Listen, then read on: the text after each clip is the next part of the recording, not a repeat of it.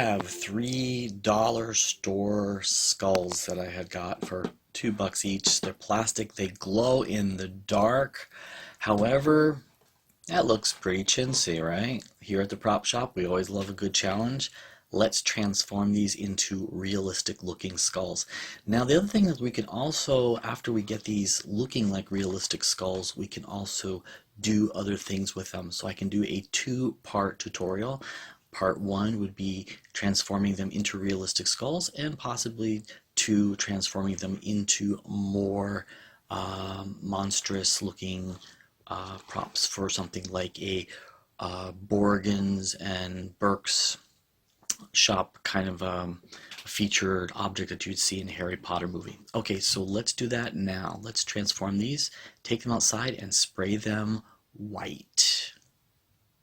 And spray these guys down.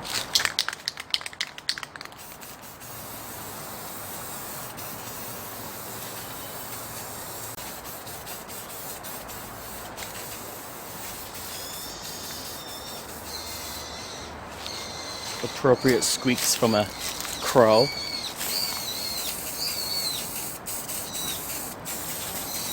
Today's transformation looks like this. I also gave him a very light coat of titanium number 901 acrylic to try to break down the grain shine that they had. Now let's see if these hold up, and then if so, we'll may give them a second coat, and then we'll move on to the next step. So once the skulls are done, I looked at them very carefully and says, you know what, that's not good enough. I really don't like the teeth. So what we're going to do today is, using our air dry clay and some tools, especially a pair of tweezers. These over here are very special because you can mold them and shape any type of tooth. And I'm going to show you what I worked on last night. I actually had created dental work for one of our skulls. Look at the difference, okay? Look at the difference in kind of, you know, this is what they give you, and now this guy has a really nice set of teeth that really stand out. And once these are all aged and stuff, they're really going to stand out. How did I make them? Okay, let me show you. Okay, the first thing you're going to do is you're going to get some white air dry clay, and just enough of it. Create a little tiny tooth. Now look at the shape of the tooth. Flatten that guy out, create a tooth, and put it in there. So that's a little bit too large. I have way too much clay here. This is a little bit complicated. It's going to take some time. The dental work that I had done on the other skull took me probably about, I could say, a good 25, maybe 30 minutes. And putting a tooth in there, that is going to work. Now once you get that tooth in there, you're going to use your tools and shape it accordingly. Look at that. Wow, what a difference. I mean, it's like you can really, you know, alter this and create a skull that's visually, you know, unique in every way. Yeah, this takes a while, but it's very worth it. So what I will do is I will do all three of our skulls with different structured teeth. And this is really going to stand out. And, ooh, look at that. Oh my gosh. And the next part is, look at the difference. Unbelievable. Now, when we have three of our skulls and they have all of these brow pieces and stuff, we might want to add more structure to the brow. We might want to add structure to the nose piece. And we also want to maybe even figure out how to fill this in a little bit more. We can alter our skulls in any way to make all three of them different. So let's do all of them today.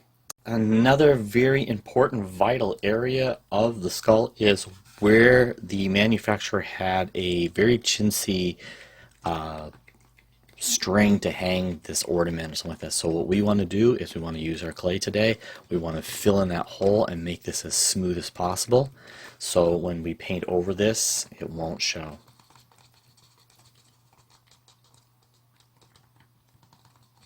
Repairs, repairs, repairs. Okay, as you can probably see over here, nose extension over here with the teeth. We also added an area to the upper lip area, an extension on the chin. We increased the brow area. Again, another chin piece was added over here, and some nose work over here, and area was added to the eyebrows. All of this makes a great difference in creating 3 different skulls with very different characters. The teeth are very, very pronounced. All right, let's go. And once you get your skulls all dried and all the essential clay in its right place, today we're going to be working with a burnt umber number 925 today. And I have a little bit over here. And what we're going to do is we're going to use a nice soft wet brush and we're going to create a slurry. And this is going to become part 1 of the staining process that we need to use on our skulls. Apply very, very lightly the first layer. Do all of your skulls the same way.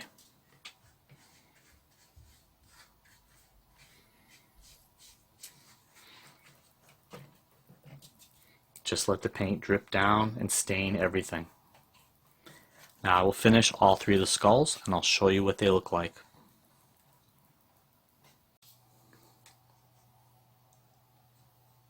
Okay, what I had done was the paper that I had them on was actually getting kind of soaked because I was layering them up. And now once I get the tone that I want on there, the first layer, I'm going to let this dry and we'll see what they look like tomorrow. This is probably part of the tutorial you were not expecting. We will be using hair in our project today. You can go down to any dollar store or Dollar General store that you can find and you can get artificial hair. This is an extension piece. We will be applying that into our air dried clay today to create the best illusion possible of a human skull that actually has flesh and hair still left over. So let's create that today. Today, get out the rest of your air dried clay, flatten it out, and start creating some flesh. We're going to be creating a large area that will cover most of the skull, but we want to leave some parts exposed. So we want some skull and we want some flesh that is dried on there. So we're going to create a few flesh pieces and we're going to attach them to our skull. And I want to make sure because I'm going to be doing, ooh, I like that. Yes. We're going to be smoothing this out. Also, we're going to be creating closed eyes over here. So I'm going to show you how to do that shortly. But we want to apply our first layer of flesh that's going to be dried onto the skull. Not only that, withholding, we're going to do a skin coating on this. So the first part is put it down here, plus we need to add our artificial hairs coming out of the flesh. So we got a lot to do right now. So let's put the flesh on here first, smooth it out, and when we built up enough flesh and parts, then we can add the hair. While I'm strike while the iron is hot type of thing here, while we got this, I'm going to be doing the eyeball for you. I had created several balls of clay that I'm going to be putting up and around the eyes over here. If you've seen my other tutorial on how to make a shrunken head, you'll kind of know what I'm doing over here. We want to put this together like this. This is going to create flesh that has been fused together for an eye. Okay, we're going to smooth this out and we can do the other side if we want, or we can leave the bone just like it is.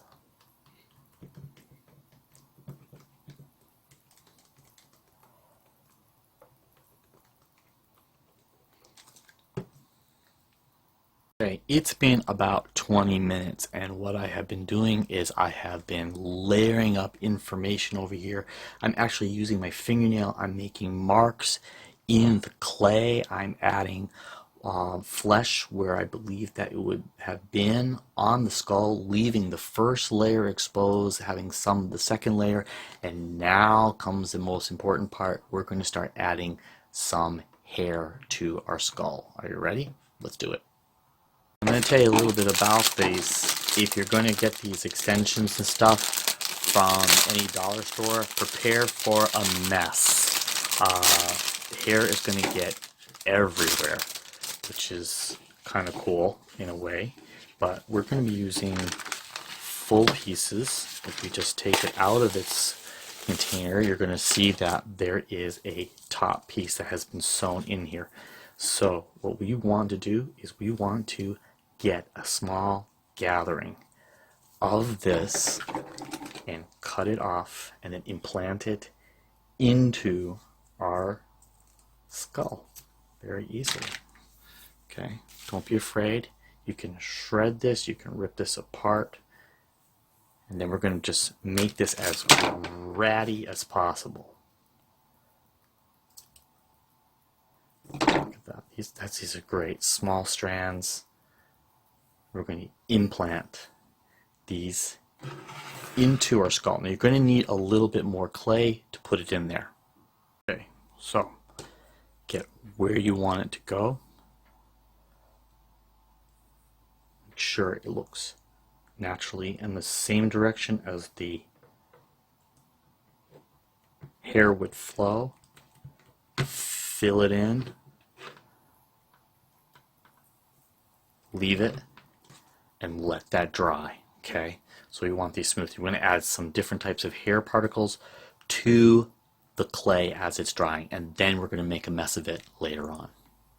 Once you get some of your extensions in there, just let them dry, and then we're going to make them really ratty later on. So I'm going to add a couple more extensions on it. You can see now we have flesh and we have hair. Onward to our flesh making tutorial. Today we get the layer number 1 of flesh tones into our skulls. Today's lineup is a burnt umber number 925, an olive green number 955, a titanium 901, and a lilac 942. Mixing these together is going to create a really great mummified flesh. Now if you haven't seen my other tutorial on how to make a shrunken skull, please check it out. Same color palette. Alright, let's go. Okay, so let's use this today. I'm using a bit of water to dilute this down. We really want to create a kind of a slurry, moving into our browns first, then our greens, mixing in with our whites, and one of the most important colors of them all is going to be that lilac color.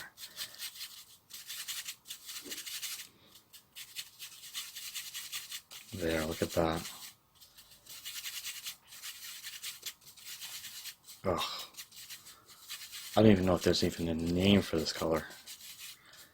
That is the tone that we need to put on our mummified heads. Mix it a little bit more lavender in there because it creates kind of an alienalistic look. Check it out. Okay, let's apply this. And let's look at the skull. Once the clay has dried for 24 hours, it's going to look really great. Now we want to take our flesh tone.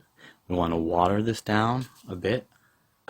Do the first coating over our skull. And once we apply this, you're going to see such a difference because this is going to create that mummified flesh look that we really want for our skull that we're creating here. So let me apply this to all the areas and then I'll show you what it looks like. This is just layer number 1. Don't worry about having the mixture of greens and lavenders like kind of separate in there. That makes a lot of variation in the flesh. This came out really well so far. This is just layer number 1. We have so much work to do because we have to go in and we have to create darkness in the eyes. We've got to emphasize the teeth. We've got to age the skin even more. But Check out this golem hair. Cool, huh? Alright, now I'm going to do the other two skulls and we'll see what they look like. So after your first wash and your second coating that you've done on here, your skull should start looking something like this. And today we're going to start going in here now. We're going to start detailing the eyes. We're going to start detailing the nose. We're going to start detailing the teeth. And then we're also going to apply a wash over all of these skulls to age them. So let's start doing the detailing first, and then we'll do the wash later. And today for teeth staining, I'm using a gold ochre, a number 609, and I'll also be using my alpha black 999. Now if you cannot find a gold ochre, because this is a great tooth staining color, you can mix up a regular yellow ochre plus a very small dot of green and a little bit of black, and that will create this color. Now here we're going to be taking our very fine brush over here. I got a number 4. We're going to be going into the gold ochre. We're going to be making a slurry today. Just a little dot of black, and we want to really muddy this down like this. Okay. Once we do this, we're going to add more water. We're going for staining here. Okay, that's what we're going for, right there. We're going to only do 50% of the tooth. We do not want to do the whole tooth. Very important to do just the top parts.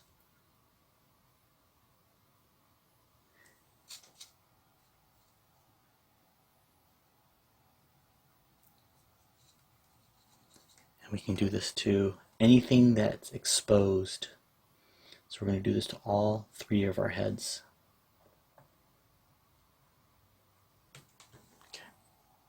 Now, once you get your teeth stained, go back into your black today and create a very, very light slurry here. And we're going to do around the edges of the teeth to make them pop.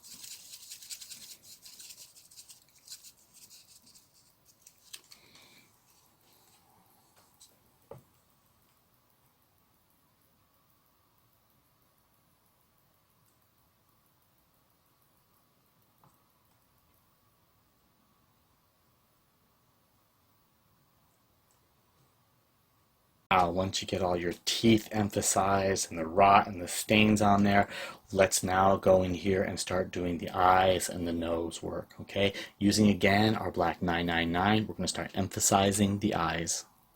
On this, I'm going to be using a larger flat brush for this area. I'm going in here with wash again, just using the same black that we had before. Okay. And we're going to do some emphasizing. We want to darken these areas out. Don't worry about stains and drips and stuff like that going all out of the bounds and stuff. We want that because that's going to add to the coloration.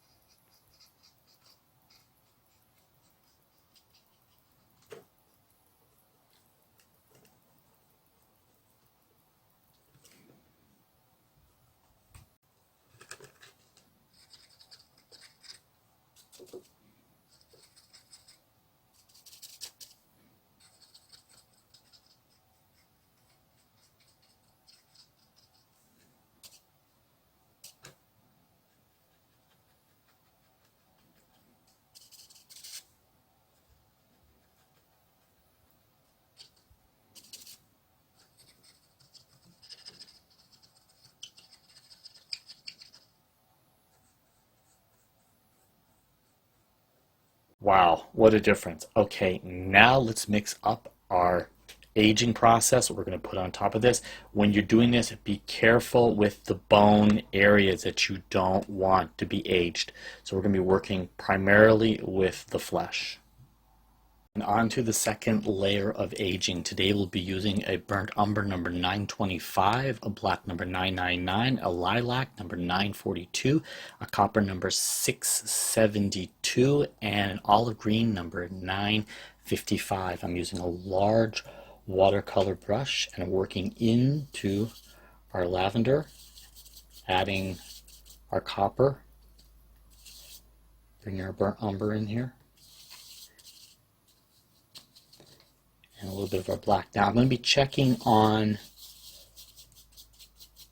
this color before I add my green. I'm going to be just using all of it.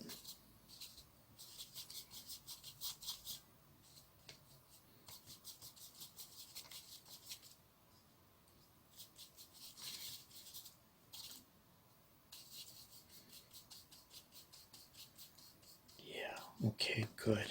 All right, let me add some green now to our mix.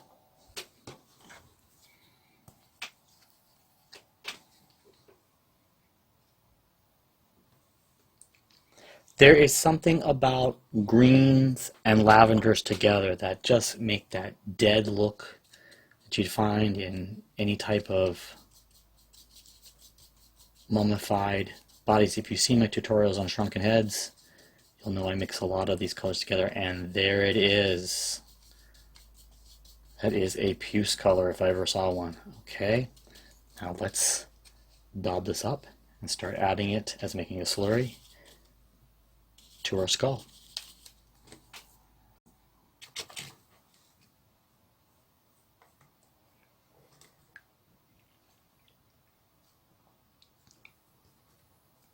Be careful, avoid any of your bones that you want to preserve, and add your water.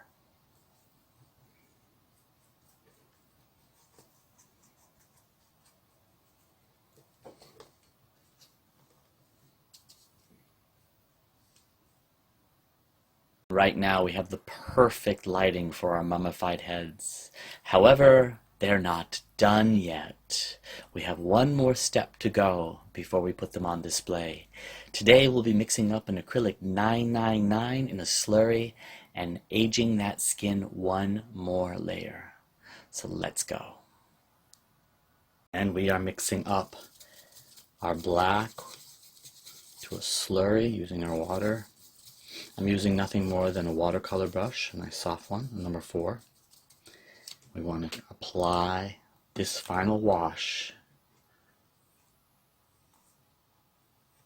onto our heads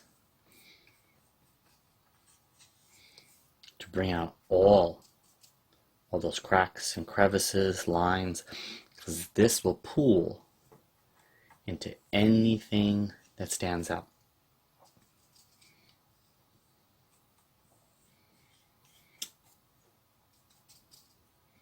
Now, do this to all of your heads, and we'll see what this looks like when they're done.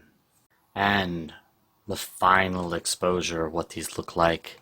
Here I get to show you them up close and in detail. Here we have it. Bones exposed, rotting flesh. This one looks like a sacrificed monk with the ring top on it. Rotted teeth. And the last one, I just love how the eyes closed up on it. Skull exposed. So let's create a display.